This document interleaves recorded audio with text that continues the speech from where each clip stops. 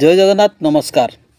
आसतु नजर पकेबा मयूरभंज जिलार आज top news update कौन कौन सब रही किंतु तापूर्व आपण मानक गोटे अनुरोध वीडियोटी को संपूर्ण देखंतु आ जो मैंने प्रथम करी चैनल को आछंती सब्सक्राइब करंतु जाफल प्रत्येक नूतन वीडियो नोटिफिकेशन आपण सर्वप्रथम पाई परिबे। आज प्रथम खबर विषय थाना अंचल झील काम करने को जाई बहु है ना पाले प्रेम आगे फिका पड़गले बाप माँ किछि मास पूर्व झील घर बाहरी जाइथिला काम करने को खर्दा को सेठी ट्रेनिंग नेवापर से झील जाइथिला तमिलनाडु रे आउ सेठी होइथिला प्रेमर आरंभ। हाँ आज्ञा एमती एक घटना कहूँ मयूरभंज जिला विषय ब्लॉक अंचल झील को बाप माँ भरोसा करी काम करने को छाड़ी सत किंतु झील आउ घर को फेरवार ना नेलानी घरे क्या किसी न कही चलीगला विदेश झील ता प्रेमिकर हाथ धरी चलीगला नेपाल से सेठाकू जाई खुशी रे रहिला बाप माँ जानीपारे ना ता सहित कथबार्ता करने बहुत चेष्टा करते किंतु कथा हो पारे ना शेष उपाय न पाई विषय थानार द्वारस्थ होते माँ एवं झील हजिबा नहीं थाना एक लिखित अभियोग करते तेबे किछि दिन पर विषय पुलिस कौन सूत्रु खबर पाई झील विवाह करथिबा पिलाकू तमिलनाडु उद्धार करने पर झील को नेपाल उद्धार कर शनिवार राति थाना को आनी तेबे रविवार पूर्वाह्न 10टार झील आसथिबा माँ खबर पाई किंतु दुखरे फेरी जाइथिले।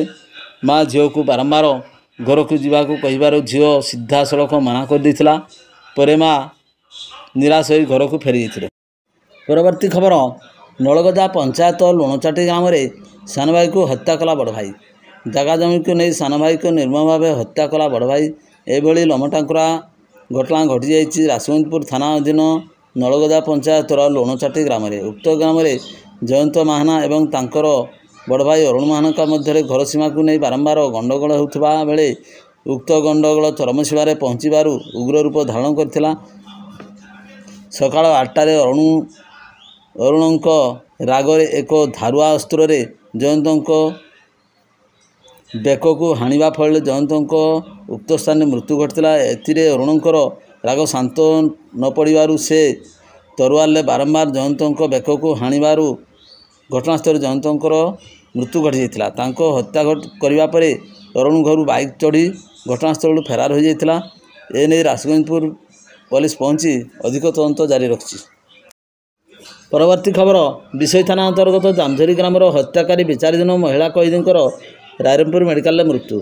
सूचना अनुसार केन्दुझर जिला घटगाँ थाना अंतर्गत देहुरी साहिर नटवर नायकों स्त्री सुकुटी नायक 55 वर्ष एवं तांकर झील कमल नायक हत्या मामलें 2024 कारागार रे विचाराधीन कैदी सजा काटुंट।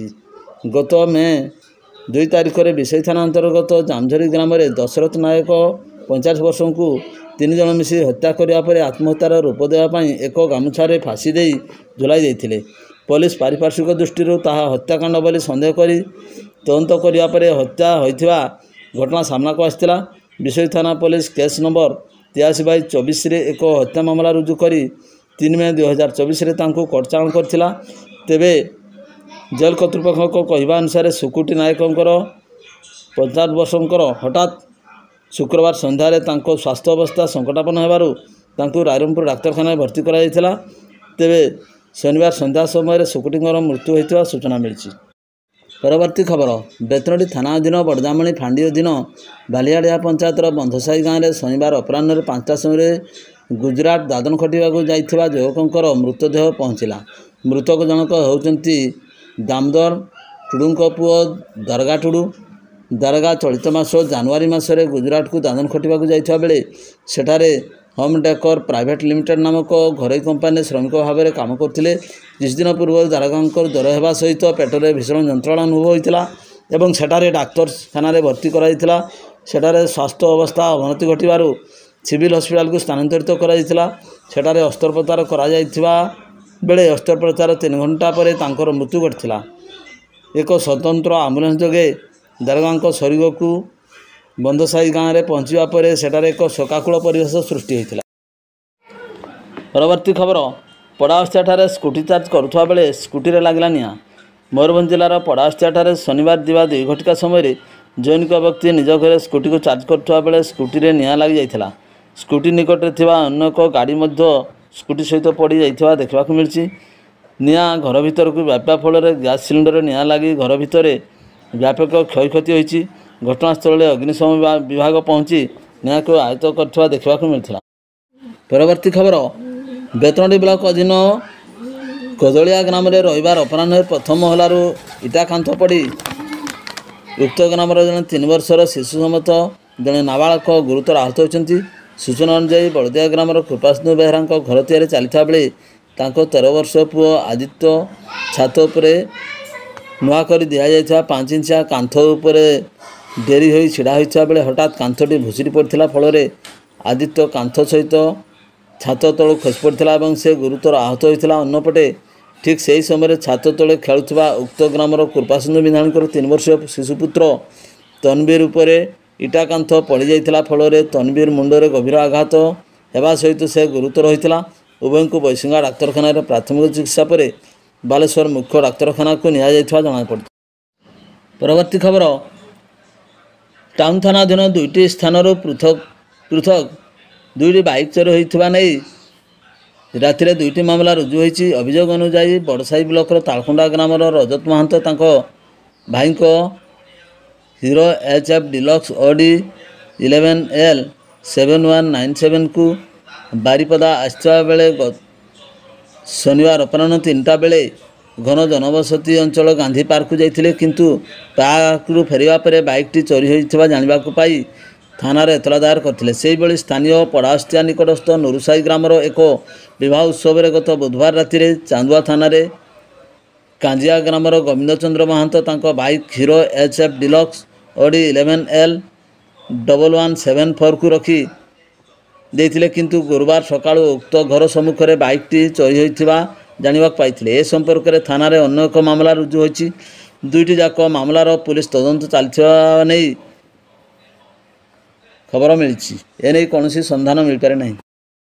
ପରବର୍ତ୍ତୀ ଖବର, ମୟୂରଭଞ୍ଜ ଜିଲ୍ଲା 53 ନମ୍ବର ଜାତୀୟ ରାଜପଥ ଠାକୁରମୁଣ୍ଡା କରଞ୍ଜିଆ ରାସ୍ତାର ଆସନବଳି ନିକଟରେ ଶନିବାର ରାତିରେ ଦୁର୍ଘଟଣାରେ ଜଣେ ବାଇକ୍ ଚାଳକଙ୍କର ମୃତ୍ୟୁ ଘଟିଛି।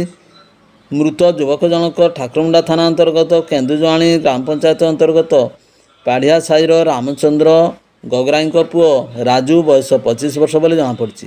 ମିଳିଥିବା ସୂଚନା ଅନୁଯାୟୀ କରଞ୍ଜିଆରୁ କାମ ସାରି ଏକ ବାଇକ୍ ଯୋଗେ ରାଜୁ ନିଜ ଘର ପାଢ଼ିଆକୁ ଫେରୁଥିବା ସମୟରେ ରାତି ପ୍ରାୟ 10ଟା ସମୟରେ ଆସନବଣି ନିକଟରେ ବାଇକ୍ ଦୁର୍ଘଟଣାଗ୍ରସ୍ତ ହୋଇଥିଲା। ଦୁର୍ଘଟଣାରେ ବାଇକ୍ ଚାଳକ ରାଜୁଙ୍କର ମୃତ୍ୟୁ ଘଟିଥିଲା। ତାଙ୍କୁ ଉଦ୍ଧାର କରି ଠାକୁରମୁଣ୍ଡା ଗୋଷ୍ଠୀ ସ୍ୱାସ୍ଥ୍ୟ କେନ୍ଦ୍ରରେ ଭର୍ତ୍ତି କରାଯାଇଥିଲା, ମାତ୍ର ଡାକ୍ତର ତାଙ୍କୁ ମୃତ ଘୋଷଣା କରିଥିଲେ।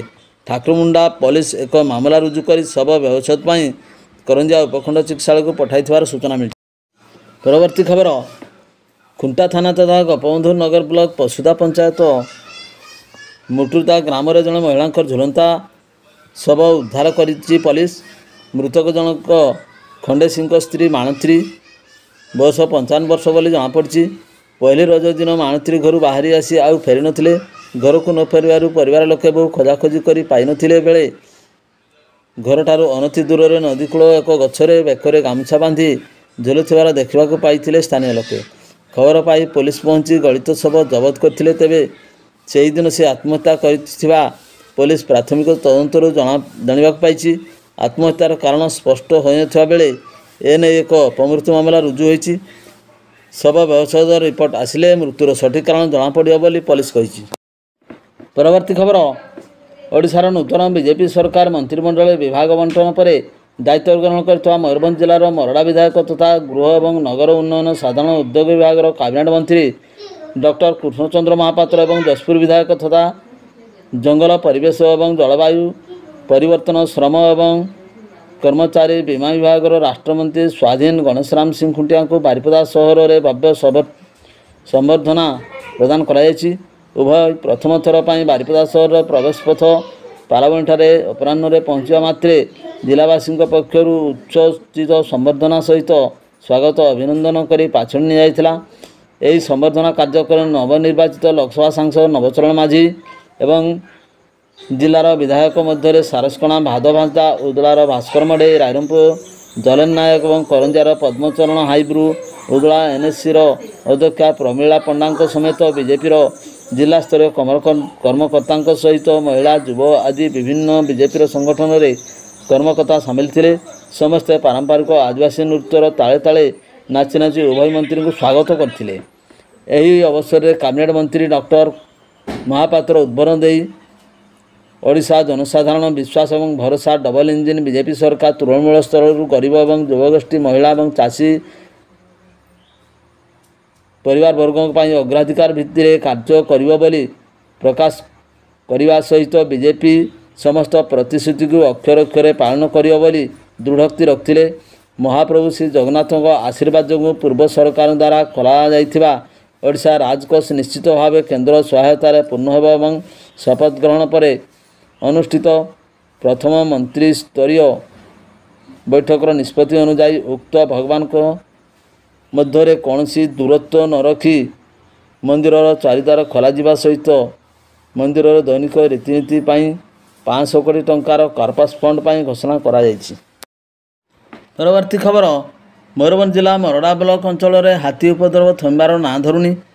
ଗଳମ ପଞ୍ଚାୟତ ବାଣୁଆ ଗାଁ ହାଟ ପାଖରେ ଥିବା ଭଗବାନ ମହାନ୍ତଙ୍କ ବାସଗୃହକୁ ଶନିବାର ରାତିରେ 3ଟି ହାତୀ କ୍ଷତିଗ୍ରସ୍ତ କରିଥିବା ଜଣାଯାଇଛି।